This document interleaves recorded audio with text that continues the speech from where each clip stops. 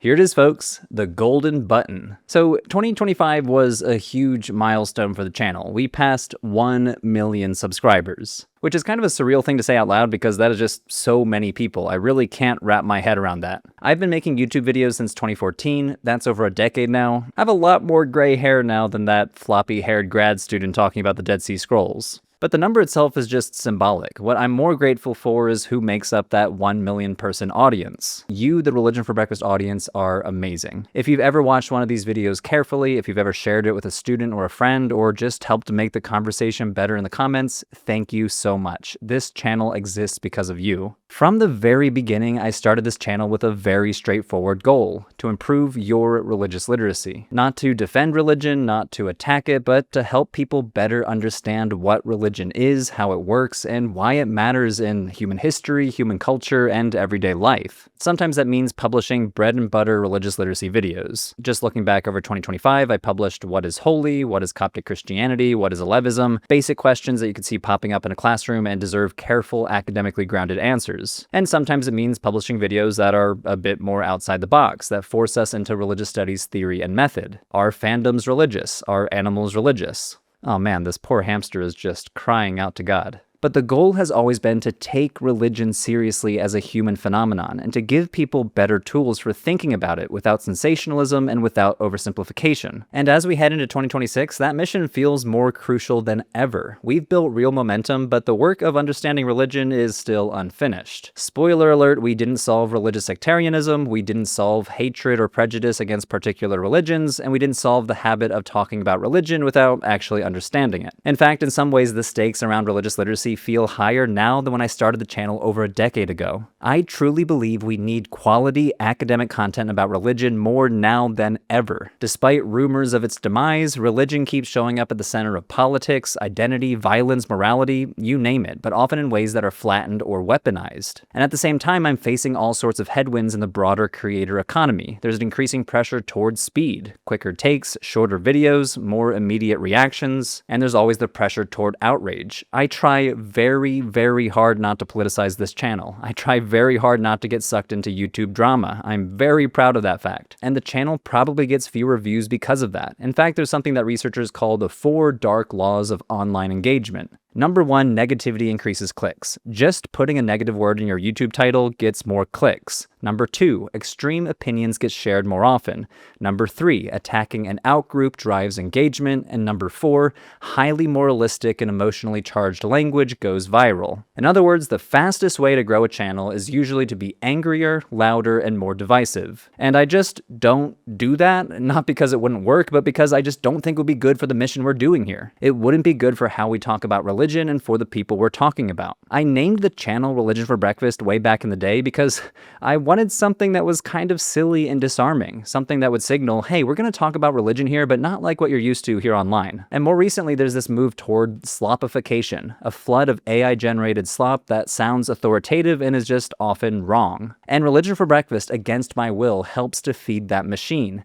AI channels have stolen dozens of my videos, downloading them, feeding them through a large language model, and then publishing them, changing them just enough that the YouTube Content ID doesn't catch it, but it's just so obvious that these videos are ripoffs of my scripts. And it's just all so inexpensive. I've heard it said that the cost of producing plausible sounding bullshit is now down to the price of a ChatGPT subscription. These are real challenges that we're facing. Religious literacy content is not fast. It doesn't always produce clear villains and heroes, and it doesn't lend itself easily to hot takes. And it's also not particularly cheap. There's a lot going on behind the scenes that most of you don't actually see. Religion for Breakfast is not just me turning on the camera and talking off the top of my head. Every single video involves a lot of labor, and much of it is collaborative. I pay editors and animators, I pay researchers and writers, and I pay scholars as consultants. For example, let's consider the video Zen Buddhism that I published a few months ago. I made this in collaboration with 2 different scholars of Buddhism, one to write the script and another one to fact check it after the fact. Why do I do this? Surely I, with a PhD in religion, could write this episode myself.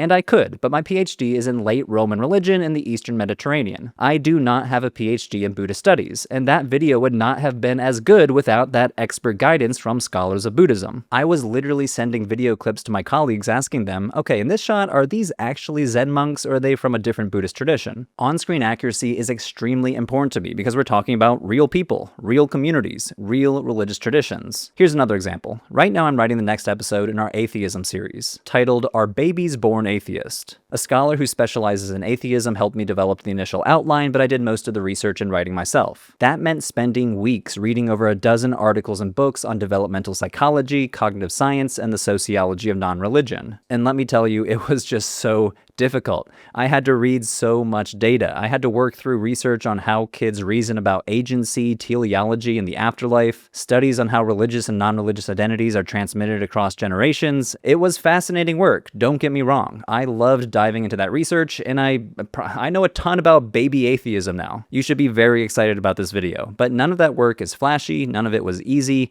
scripts don't come together quickly. A single video can take weeks, reading through the research, drafting, revising, checking sources, revising again. In fact, if you ever heard the audio change ever so slightly and I'm not on screen talking to the camera, it's because I caught something while editing that needed to be replaced or nuanced after I finished filming. And all of this is intentional. It's what enables me to tackle complicated topics responsibly and critically and without losing nuance. So now that we're starting a new year, I want us to think about embarking on our next 1,000,000 subscribers. Every so often, another YouTuber will post about how their channel is stagnating, how the algorithm has turned against them, or how they're burned out. And I get why. The pressure is real. But I don't feel that way at all. If anything, I feel like Religion for Breakfast is just hitting its stride. Religion for Breakfast is entering its second decade with more clarity, more ambition, and more responsibility than ever. We have real momentum. There are religious traditions we still need to cover more fully, big questions we've only started to explore, new series that I want to build carefully rather than just rush out the door. And then there's all of you, a growing audience that has proven again and again, year after year, that there's a huge hunger for slow, careful, academically grounded work on religion. There's a saying that when you get a PhD in a subject, it's a bit like marrying that subject, and that's honestly how I feel. I'm not in this for a quick run or a trend cycle. I'm in this for the long haul. I want to be making these videos in 5 years, in 10 years, still doing this work carefully, responsibly, and with integrity. But doing that and doing that well is not something I can do alone, which brings us to our 700 or so patrons on Patreon. I am not exaggerating when I say Patreon is the single best way you can support this channel because it gives me something YouTube or sponsorships or AdSense can never give me: stability and independence. You 700 folks who support us on Patreon, you help me plan further ahead, you help me take on more ambitious topics and keep the focus on careful scholarship rather than chasing the latest trend. And that brings me to this mug. So this has been the longest running Patreon perk on the channel. It's not merchandise in the usual sense. I don't sell it publicly. In fact, I almost never promote it, and there's really only about 100 of these in the entire world. I keep it on the $10 tier, but it's really meant to be a thank you for people who stick around, either for a few months or through an annual membership.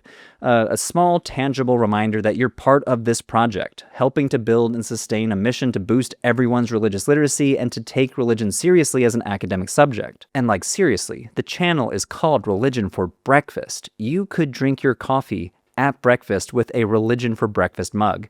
I've done it and it feels so poetic every time I do it. So if this channel has been valuable to you, if you've learned something new, used these videos in a classroom, or just appreciated having a space on the internet to talk about religion that doesn't run on outrage, I would love for you to consider supporting the channel on the mug tier. No pressure, cancel anytime, but it genuinely makes this work possible. So here's the challenge I want to put on the table as we head into 2026. Right now we have about 700 people supporting us on Patreon. I would love to see that grow to 1,000. Getting there would mean more room to plan ahead, more scholars paid fairly for their time, and more freedom to take on topics that don't naturally fit on the algorithm, but really, really matter for religious literacy. So if you've ever thought, I'm glad this channel exists, this is a simple way to help make sure it keeps existing and thriving. So go to patreon.com/religionforbreakfast. If you do, send me a message saying hi when you sign up. And again, thank you everyone for watching.